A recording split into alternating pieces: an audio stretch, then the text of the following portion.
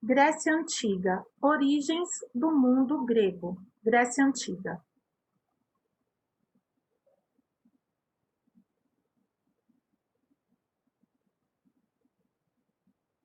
Nós estamos vendo civilizações antigas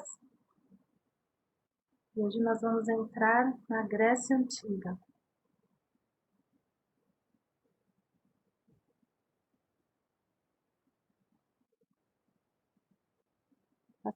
Vamos lá, gente. Origens do mundo grego, o meio físico.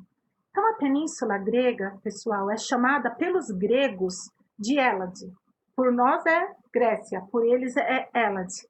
E é um território montanhoso, tem muitas montanhas mesmo, não são poucas. É praticamente todo de montanhas e poucas planícies. As planícies, elas estão mais na parte do litoral, né? Então, a parte plana é mais na parte do litoral.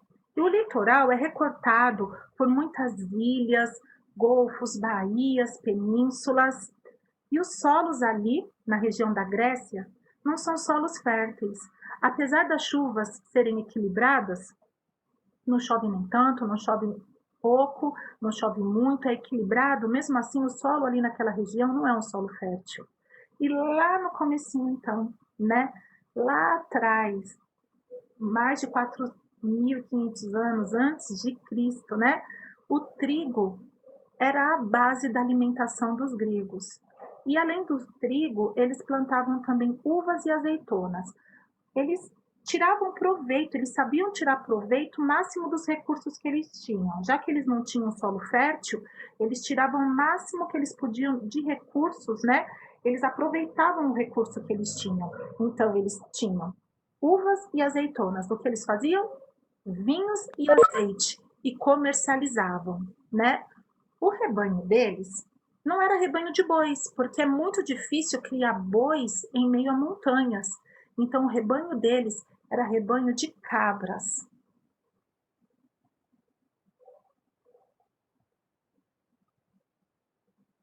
Os minérios extraídos das montanhas eram o cobre, o estanho, o ferro, o ouro e a prata. E eles faziam trabalhos em metal através desses minerais que eles retiravam das montanhas. Eles também sabiam aproveitar a argila que o solo oferecia para eles, e eles faziam produtos de cerâmica.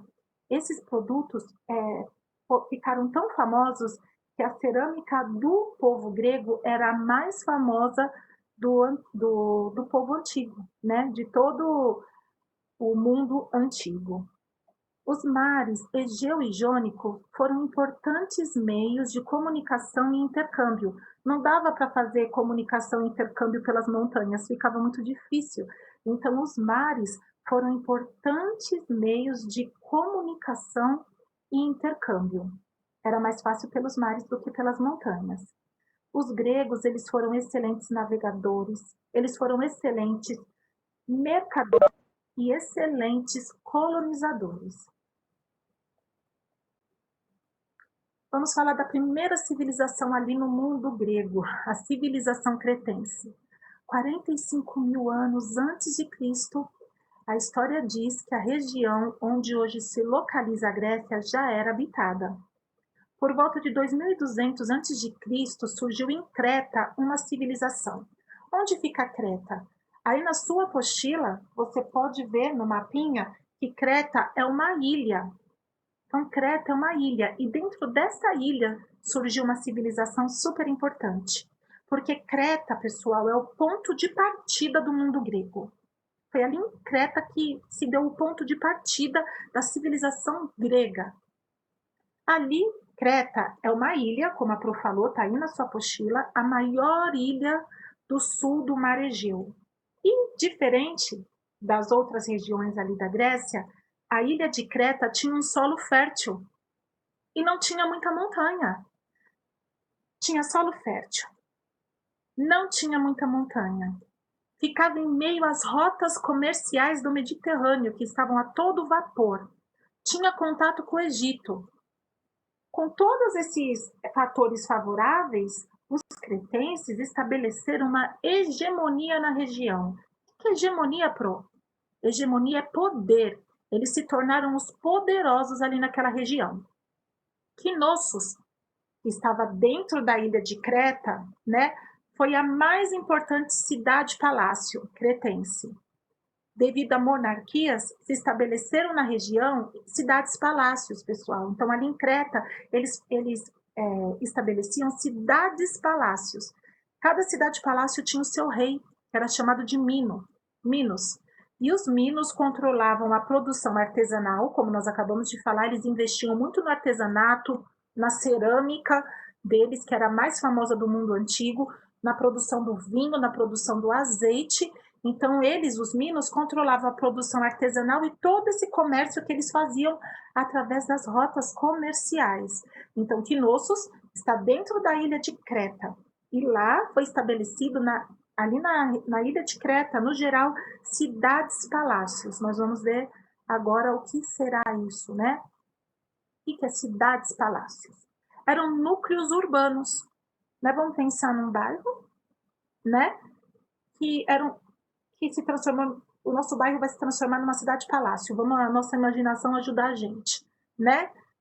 Então, ali, cidades-palácios eram núcleos urbanos que abrigavam milhares de pessoas. Ali dentro das cidades-palácios, além de milhares de pessoas, ali funcionavam oficinas, depósitos, tinha os artesãos que faziam todo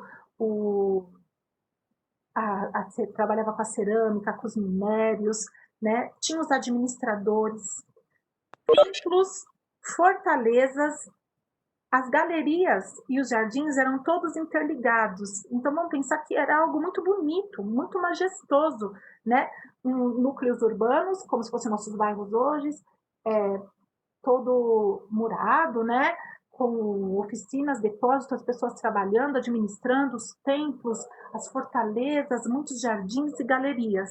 Então, entre 2.200 e 1.700 anos antes de Cristo, foi o apogeu dessas cidades cretenses, né? Só que nos séculos 17 a 15 anos antes de Cristo, Creta foi abatida por um desastre inexplicado. Não se tem uma explicação concreta do que aconteceu com Creta, mas ela foi abatida, né? Ela foi praticamente toda destruída. E as hipóteses são que aconteceu ali uma guerra civil, uma guerra entre eles, o povo ali, ou epidemias, ou talvez o mais certo, uma erupção vulcânica na ilha de Terra. E aí a população praticamente desapareceu e esses palácios, essas cidades-palácios tão lindas, elas foram destruídas. Eles tentaram, com o pouco de pessoas que ali ficou, tentaram reconstruir as cidades-palácios, mas aí perdeu já a sua grandeza, né? Os fenícios aproveitaram esse vazio comercial que os cretenses deixaram, e aí eles se tornaram de novo ali o dono do pedaço, como eles já eram antigamente, como eles já eram e nós vimos nas aulas passadas. Então, Creta é a principal referência para sociedades que se organizavam na Grécia continental. Como nós vimos, Creta, né? Ela foi o ponto de partida para o mundo grego. Só um momento.